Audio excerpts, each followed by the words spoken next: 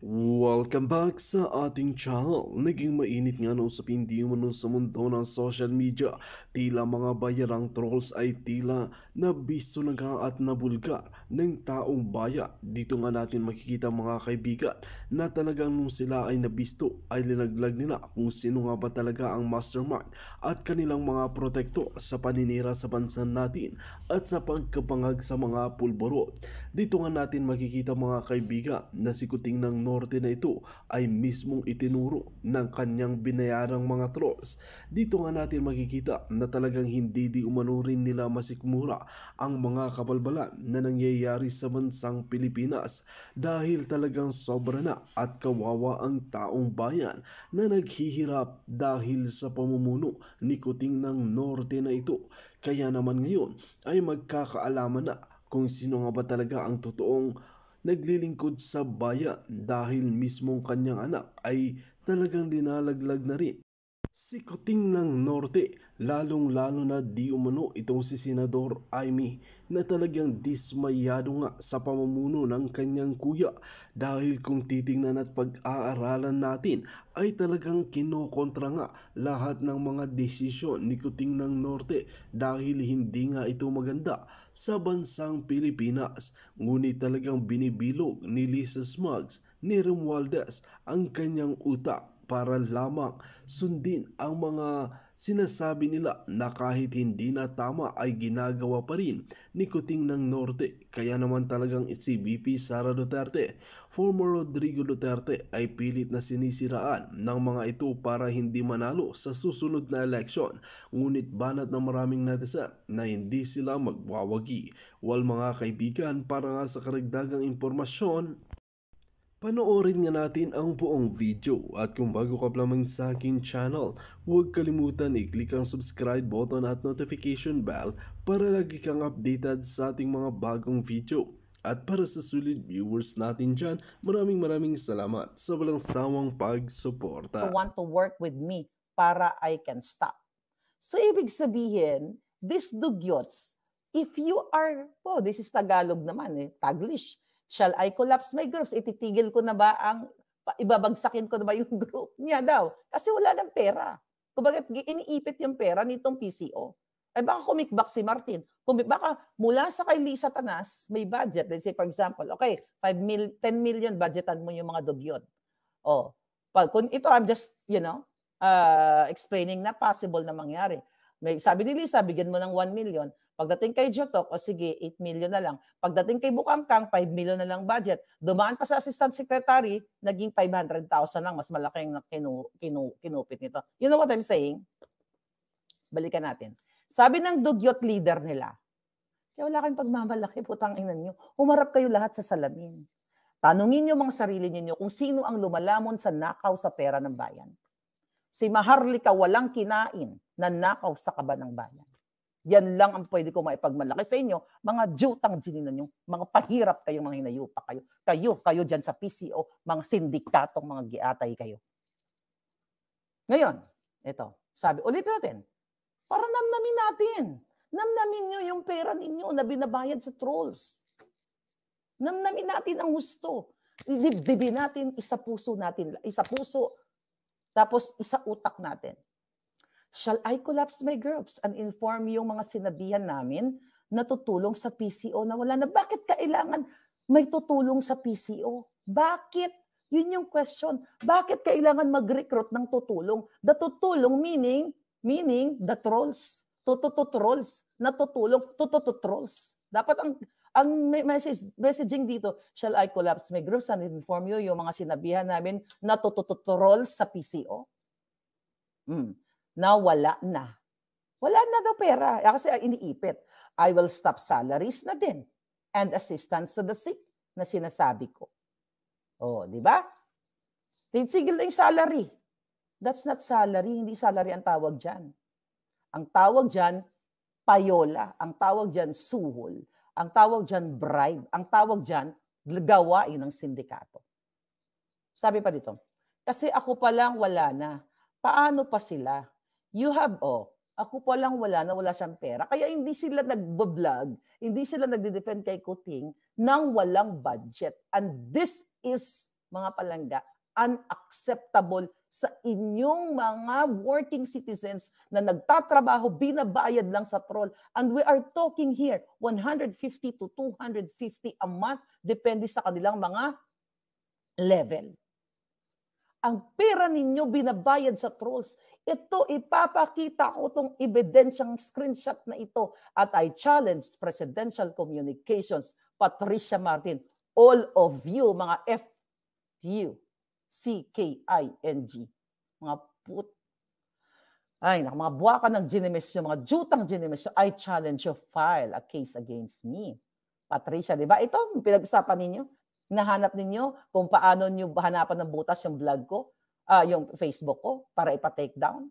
May titignan nyo ang mga what do you call it, legal remedy, pero wala kayo makita. Kaya pina-take down nyo. So I challenge you, file a case so we can put this in court here in America.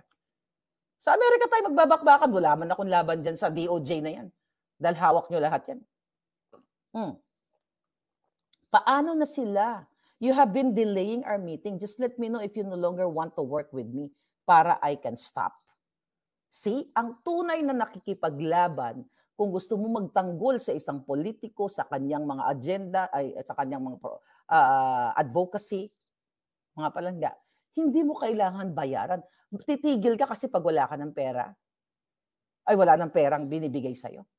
Ako nga, kahit puyat-puyat, tuloy-tuloy. Ni piso, wala akong hinihingi at wala akong ini-expect sa mga pinagsasabi ko dito. Kasi sino ba pinagtatanggol ko dito? May politiko ba akong pinagtatanggol? No. Pinagtatanggol ko ang katotohanan. Kayo, na itong pera ninyo, well, ganito lang yan. Kung ayaw nyo pa rin maniwala, si Marlica, inggit lang yan. Then tanggapin nyo to. Namnamin ninyo na araw-araw na ginawa ng Marcos Jr. ang kanilang isa lamang yan sa opisinang wala pa tayo. Kumbaga, yung dati pinag-usapan natin, smuggling, polboronic. Ito, Presidential Communications. Araw-araw na ginawa nila, hindi sila nagtatrabaho para sa betterment of the country. Nagtatrabaho sila para pagtakpan ang kababuyan, kasinungalingan ni Lisa, ni Tambaluslos. Is that the right thing na ginagawa ng gobyernong ito? Pag dapat open sila sa kritisismo. Lahat ng kritisismo open sila and they will make themselves better. Pero hindi. Sarado sila sa kritisismo, isa-shutdown nila mga page ninyo at kakasuhan tayo. Look at what happened to me and General Macanas. And again, an SMNI. See? Oh, sabi ni Patricia, anything you need, I try my best to make sure it is given. Sa tingin niyo, ano yung anything you need, I try my best to make sure it is given? Alangan naman, boto ang kailangan nitong ano na to. Pwede rin siguro. Mamaya po tayo sa tsuktsakan. Ano to? Tsuktsak? Anything you need? Bubuka ka ba to? O si Bukangkang, bubuka ka para ibigay dito sa dugyot? Your choice, sabi niya. Ito, sabi ng dugyot leader, unlike PCO, our team works weekends and holidays with no breaks. See? Our team, ito yung mga ensimada, mga dugyot, ay nagtatrabaho ng walang break. Kahit holiday. Lalo na, sabi niya dito, lalo na pagtulong sa may sakit. Sabi niya, Rix, who is Rix? R-I-K-Z. Rix who has been waiting for 4 months, with a degenerative disease is now very sick. Mukhang mabait naman pala itong pinuno ng troll. Kasi nanghingi para daw sa may sakit na troll nila. Kaya kayo inaaratay eh. Ay, nako. Kaya kayo inaaratay. Sinisingil kayo kasi puro kayo kasinungalingan. Okay? Tignan natin kung ano pa to. Madami kasi. Okay. Okay. So, dito sa ipaulit-ulit na lang natin to ay tungkol pinangalanan ako dito mga palangga. 'Di ba kanina pinabasa natin sa inyo? Balikan natin. Ngayon balikan natin to. Excited na mga hitad. Yung mga vlogger excited na makaroon ng kopya. Okay. Ulitin natin ito. The reason why mga kababayan, nandiyan pangalan ni Maharlika at ni Sas. The reason why ako ay tinake down, true enough. Nagwagi sila sa pag-take down ng aking page. But again, Take down nyo lang na i-take down. Okay? Gawa na kami ng gawa. As long as may platform, hindi naman mawawala sa isipan ng aking mga palangga ang mga in-expose ko dito. So no wonder. So sinong paniniwalaan nyo? Yung statement, okay, ng Cesar Chavez under the PCO na fake ang PIDEA report na supposedly pipick upin si Kuting at si Terry doon sa Rockwell. Sinong papaniwala? Paano nyo ngayon to, mga dugyot, i-rebat ito? Ay, hindi, gawa-gawa lang yan. Gawa-gawa lang yan. Kung gawa-gawa, then file a case against me. So we can present to the court. Mga kababayan, kaya nga nung December, sinabi ko sa inyo, gurgura na ito. Ginurgur na nila ang page ko. Ngayon, gusto nila akong gurgurin. Remember yung death threat nung December na narinig ko, pinorward ko po yan dito sa authority, sa FBI, sa lahat ng pwede kong i-forwardan, na si Mel Robles ng PCSO ay nag-volunteer sa The Court Bar and Restaurant dyan sa BGC na ang 10 million na budget magagaling sa loan better para sa ulo ko. And that is already documented. Kung dyan sa ebidensyang yan, kaya po sinasabi sa inyo, ang ebidensya dito, mga palangga, actually nasa exhibit ko yung exhibit ko yung mga pinagsasabi ko, exhibit ko sa FBI. Na ako ay gigorgorin ng gobyernong ito. That was 10 million ang kanilang bounty sa ulo ko. Kasi hindi pa sila nakontento na ipa-take down ang page ko. Gusto pa nila akong gurgurin. Literal na gugurgurin, mga palangga. Then on January 28, nang nagkaroon ng maisog, meron doon na nag-inform din sa akin at meron din akong witness dyan na inutusan ng gobyernong ito, okay, ang mga tiwali sa NBI, makikipagsabuatan ang NBI to hunt me down here in America. Ganito po katarantado, kademonyo ang gobyerno ni Marcos Bangag-Bangag Jr. Hindi nila kayang sagutin ang mga ibinabato ng taong bayan like tayong lahat na kailangan si Kuting ay malinis na presidente, mag-drug test, mag-pulburon test at kung ano-ano pa. Ayaw nilang sagutin. The ultimate solution is to take down my page based sa screenshot na pinakita ko sa inyo. Hindi umubra ang takedown dahil hindi natinag si Marlica, buhay pa rin. Nagnangabels pa rin. Then, the ultimate solution is to hunt me down here in America to gurgurin. Don't worry, Lisa. Don't worry, Marcos Jr., Tambalos, Sandro. I reported you already. Okay? Maybe I'm not gonna say anything. Not me. Okay. I will. Lalabanan ko kayo hanggang sa huling patak ng dugo ko na malaman hindi lang ng Pilipino, ng buong mundo kung gaano kayo kademonyo. Kung gaano kayo kawalang hiya. But above all, dapat Pilipino ang umaksyon. Kayo, mga kababayan. Kayo ang umaksyon dito. Hindi dapat ang internasyonal. Kayo. Dahil ang pera ninyo binabayad sa trolls. Ang pera ninyo napupunta sa sindikato, napupunta sa smuggler, napupunta sa pulburon. Sino ang fake news sa atin?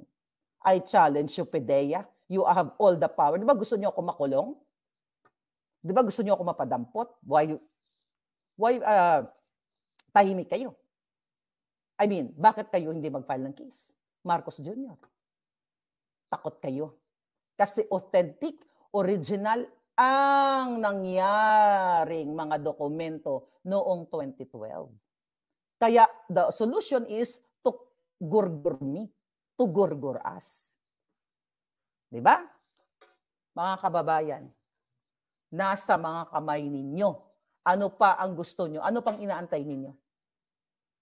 Na mismo, dun sa mga excited, punta lang kayo dun sa Facebook page, doon natin isalansan. Bahala na kayo gumawa ng mga content nyo. I don't want to tell you what to do because that hindi naman sa atin, hindi naman natin for that, hindi naman kayo bayad.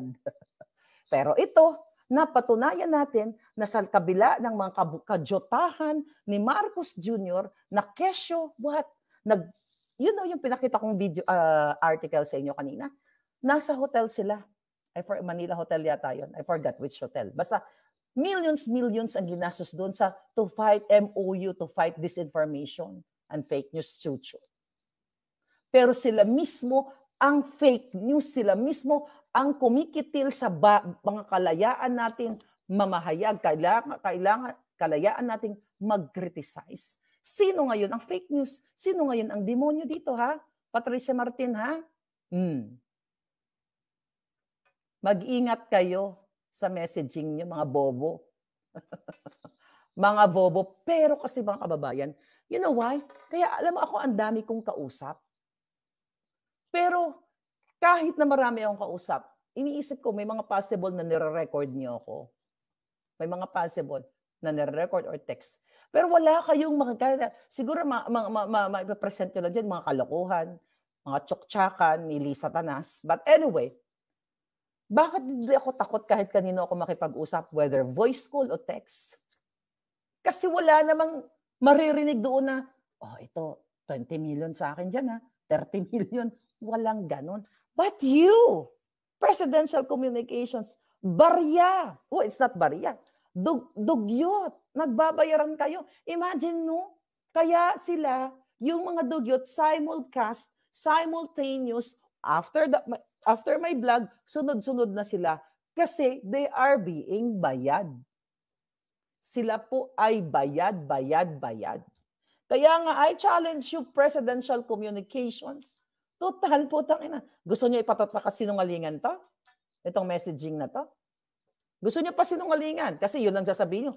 Lahat naman ang sasabihin ko dito, siyempre sasabihin ni Lisa Tanas ng gobyerno, sinungaling, pero hindi magsisinungaling ang ebidensya. And the only way for you to redeem, well, hindi yun na mariredeem, para pasinungalingan ng isang Maharlika, you file a case, then magbabakbakan tayo ng ebidensya sa korte. May palangga, yung mga palangga ko nandiyan dyan, oh. Nandyan, sama kayo sa courtroom kung kinakailangan. Kailangan ninyong kumilos, mga kababayan. Kailangan ninyong magsalita. Gusto nyo nang dumako doon sa, ano yung pangalawa natin? Gusto nyo nang dumako doon sa, naghahanap ng katsuk-tsak. Mukhang exciting yan. Actually, dapat hindi ko na to sasabihin kasi matagal ko na tong knowledge. Okay? Meron ako na-meet na backling. Okay? Doon pa lang na-meet ko siya nung May 9 sa 2022 kung saan, di ba, nandoon yung counting doon sa secret counting machine ni Lisa Tanas. Na-meet ko na siya doon. He seemed so nice, pero kasi hindi ko pa alam noon ang kanilang mga aktibidades. Hindi ko pa alam na si Michael Ma, na pinangalan ng smuggler, kasabuatan ni Lisa, doon si Michael Ma. So, nagkita kami doon, din sa inauguration, at may iba pang mga pagkakataon. Alright? Ito. So, yung taong ito, hindi na natin siya papangalanan kasi gagamitin na naman ni Lisa Tanas yan. Yung taong ito, actually, I think kababayan ko siya. Okay? Very visible siya sa mga parties. Napag-alaman ko, ayon sa aking juting jahas, nung nandyan pa ako sa Pilipinas, na siya ay supplier ng pulburon nila Lisa. Okay? Siya ay supplier ng pulburon. Nung una ayaw ko pa maniwala, di ba sabi ko sa inyo, hanggang sa nag-text si Amy, na tinatanong, doon sa conversation, na kinonfirm niya na kung si Pebbles daw ba ay Pebbles Salakera ang nagdi-deliver ng pulburon kay Lisa. So the fact na ang tanong is si Pebbles ba ang nagdi-deliver kay Lisa, kay Satanas, ibig sabihin, alam ni Amy Marcos ang history na nagpapadeliver sila ng pulburon. But balik tayo dito kay Backling kasi tsuksyakan to, di ba? Pinag-usapan natin. Okay? Ngayon, mga palangga, itong taong ito, napag-alaman natin na minsan, I tried to recollect, okay? Na na sila, actually, nasa power na ito si Lisa Tanas. Kaya sabi ko sa inyo, di ba, meron akong vlog na hindi na mga press release na lang yung mga drama-drama nila Kuting at ni Lisa. Na kunyari, sweet-sweet sila. Minsan, di umano. Allegedly, si Lisa Tanas ay nagpahanap ng boylet dito sa backlash na ito. Nagpahanap ng boylet para ano? Para magluto? Para mag-gardening? What do you think? Kaya ang sabi ko, nung nalaman ko i-tetch, mga kababayan, nagpahanap ng boylet para tsuktsakin. Baka naman gurgurin. Tsuktsakin. Sabi ko, oh my God. Sabi ko, ang dami naman dyan eh. Yung crush niya namatay na eh. Sabi ko, ang dami naman pwede yung tsuktsakin dyan sa cabinet ni Kuting. Bakit hindi siya nagpa-tsuktsak chenes? At mga atsi, mga hitad. Okay? My God. Actually, alam ng mga taga-showbiz to eh. Alam ng mga taong nakapaligid sa kanya, yung mga nanguutos sa kanya. So, ganun yata pag addictus benedictus. Ang gusto pa ng hitad, di umano, nakatsuktsakan, bagets. Ew. Kajiri! Gusto pa daw ng bagets. So, ang chika boom boom, itong taong ito na nagsusupply, itong backlush na attach, na nagsusupply ng pulburon kay Lisa Ahas Tanas, ay inuutusan din ni Lisa Ahas Tanas na maghanap ng boylet. Boylet, yung callboy. Ganon. Para magpa-tsuktsak chenes. Di umano. Okay, yun lang ang sinabi sa akin. Di umano. Hindi ko sinabi na nagtsuktsak sila, pero nagpahanap. Pwedeng hindi nakahanap, pwedeng nakahanap. So yun lang yung gusto kong sabihin sa inyo. Alright? Buhay pa si Kilay. Hindi ko naman sinabing namatay May sinabi ba ako na tsugi? Kaya di umano yun eh. Pero confirm na sa ospital, palangga. Hello? Alam mo naman mga cover up. Hindi ko sabing nategi yun Okay. Mga kababayan, the reason why Maharlika ay tinatarget ng mga yawa. Sariwa, sabi ni Kim Yinyo, sariwa daw ang sariwa ang pinapahanap. Actually, meron pa akong meron pa na connected sa kanila. Sige, mag-usap tayo ng tsuktsakan para maiba naman. Kasi medyo kanina heavy yung pinag-usapan natin. Actually, may iba pa na kamag-anak din nila. Ang siste na mga atchi ay naghahanap ng mga matsutsukchak. Nandun ang iba nasa Thailand, sa Sin City. Pero hindi na natin pangalanan. Hindi na muna natin mag-blind item. Tsaka na lang natin siya i-blind item. Sa circle din nila ni Satanas. Kasi medyo, mukhang umaalma to eh. Huwag na natin i-blind item itong si Hanash na naghahanap din ng boylet sa Thailand. Pero ito si Ahas. Si Ahas ay gusto daw niya ng sariwa. Kadiri, I mean, kung ito ay natuloy, mga palangga ang tsuktsakan, well, kanya-kanya naman tayo eh. Pero kung ang gusto niya, kadiri, ang lakas naman, di ba? Kung natuloy, ang lakas naman ng pangarap, bagets talaga. Pero meron talaga syempre, trabaho lang yan eh. Sa mga palangga dati na mga hubadero, di ba? Trabaho lang yan, pera-pera lang. Di ba? Pangtawid gutom lang ng ganyan. So, sometimes, I don't judge people, but, pero kay Lisa Tanas, chuk-chuk with a tiyanak-yak, sabi ni Den Scorpion. Ma'am, chuk-chuk with a tiyanak-yak. Okay. Puncha malalim ang imbornal, sabi ni Chin Chin. Ano sabi niyo? Sing and dance ang lola mo. Okay. Yes, kailan mo ilalabas ang video? Well. Careful. Careful of Aida. Kaya naman pala. 'Di ba? May nakarating sa atin na niyayakap sila ni Aida. Niyayakap sila ni Aida. Baka nga. Okay, remember that, mga kababayan? The Aida issue. Kaya baka siguro ganun yung mukha niya. Corduroy, ganun. Pwede nyo kasi kapag bangag, di ba si Pastor meron ding pasabog siyan? Yung mga orgy-orgy. Pag bangag kasi ang tao, mga kababayan, kapag bangag, katulad ni Kuting, drogista, polboronic, wala ka sa tamang kaisipan. So kahit yata puno, tsutsuk-tsakin mo. Dahil buang ka, kahit yata whatever, tsutsuk-tsakin mo or, I don't know, hindi ko naman alam ang effect ng polboron. Kasi hindi ako nagsisigarilyo, never ko natikman yung, sigarilyo natikman ko, pero never ko natikman yung kahit katiting ng droga na. Kaya hindi ko alam ang effect personally. But alam natin through reading, research, study, na ang mga nagpupulburon ay wala sa tamang kaisipan. Wala. Kaya kayo nagkakawindang-windang. Okay, wala naman sana tayong pakialam. Kahit na ubusin ni Kuting Jr., ang higupin niya ang lahat ng pulburon dyan sa PDEA. Kung siya ay hindi presidente. Wala rin tayong pakialam kung si Miss Satanas ay magbukangkang sa mga callboy o whoever. Wala din tayong pakialam yan kung gagawin nila yan. Kasi buhay nila yan. Pero ang pinakikialaman natin dito, ginagastos nila ang pera ninyo. Pera ng bayan. Kaya yung imbis na magkamura kayo sa mga bilihin dahil maganda ang ginagawa ng gobyernong ito, lalong nalulubog ang inyong kinabukasan dahil sa pulboronic government na ito. You decide, mga kababayan, okay, kung ano ang gusto nyong gawin sa mga susunod na hakbang. Edward Yangos, tsuktsak amoy lupa na. Baka amoy pulburon. Di ba? Kyoho. Okay, kyoho daw sabi ni ano. Makyaw talaga yon. Sa Mary Ann, baka majung. Well, presidential communications. Okay. Okay, barkadahan forever FM. Kung ako lalaki, hindi ko papatulan yan. Ayaw ko makipagtsuktsakan sa palakaan tiyan, sabi ni The Wanderer. Magpa-aid test, sabi ni sindikato, ano daw, AIDA test. Another challenge yan. Pulburon test, AIDA test. So, I'm just giving you the juice. You have to swallow it.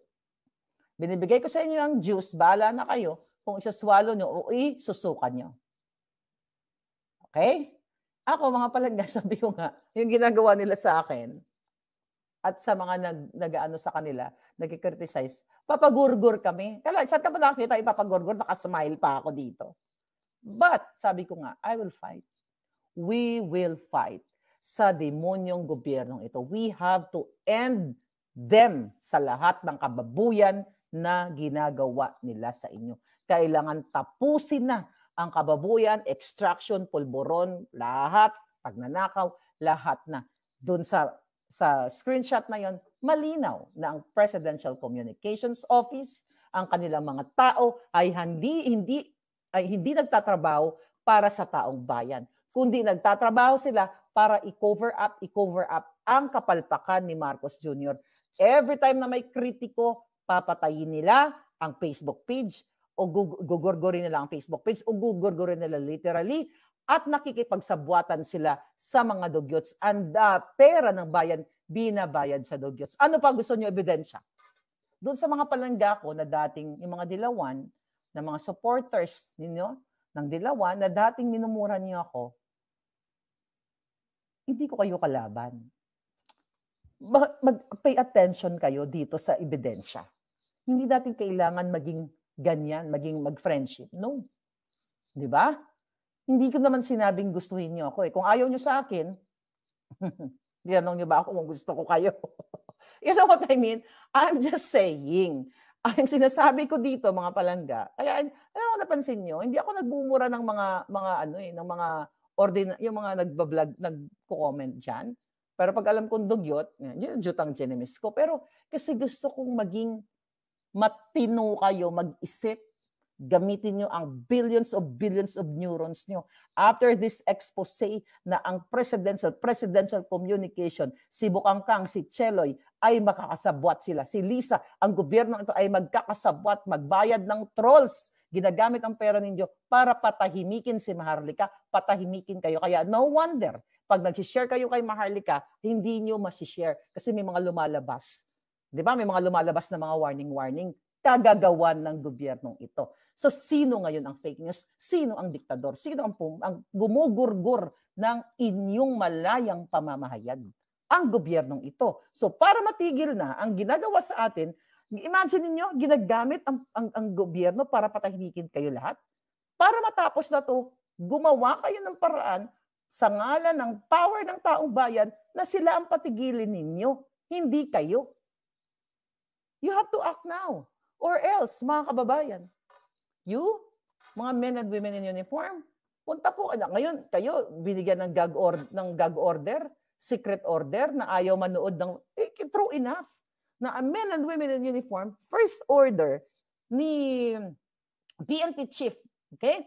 Anong first order niya?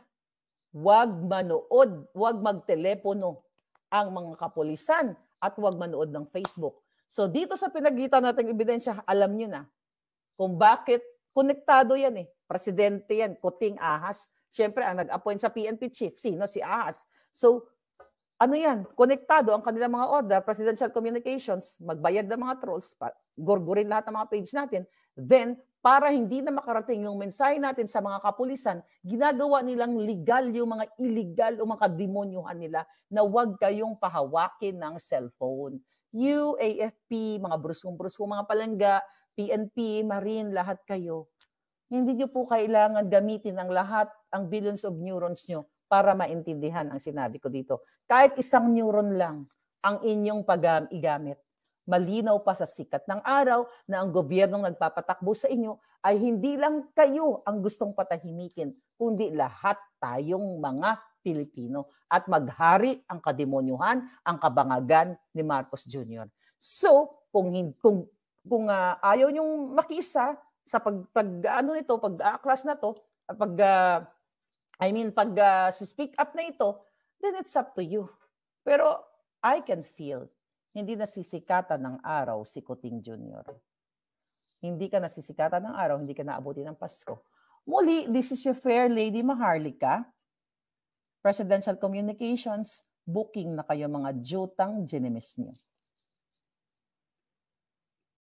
Dito nga natin makikita mga kaibigan na kahit anong paninira ang gawin nila kay VP Sara Duterte, kay former Rodrigo Duterte, ay hindi pa rin sila mananaig dahil ang tiwala ng taong bayan ay talaga na sa kanila. Na kung titingnan at pag-aaralan naman natin mga kaibigan, nung si Tatay Digong ang naupo bilang Pangulo ay talagang ginagampanan niya ang kanyang tungkulin na kahit aminadong hindi niya nagawa lahat, ay talagang kulang talaga ang 6 years para ayusin ang bansa natin. Ngunit ngayon ay mas mahirap nang ayusin dahil di umano sa pamumuno nga ni Kuting ng Norte ay nanumbalik ang mga karumal-dumal na gawain sa bansang Pilipinas. Kung kayo ang tatanungin mga kaibigan, ano ang inyong mga opinyon? Just comment below sa ating comment section at ating pag-uusapan.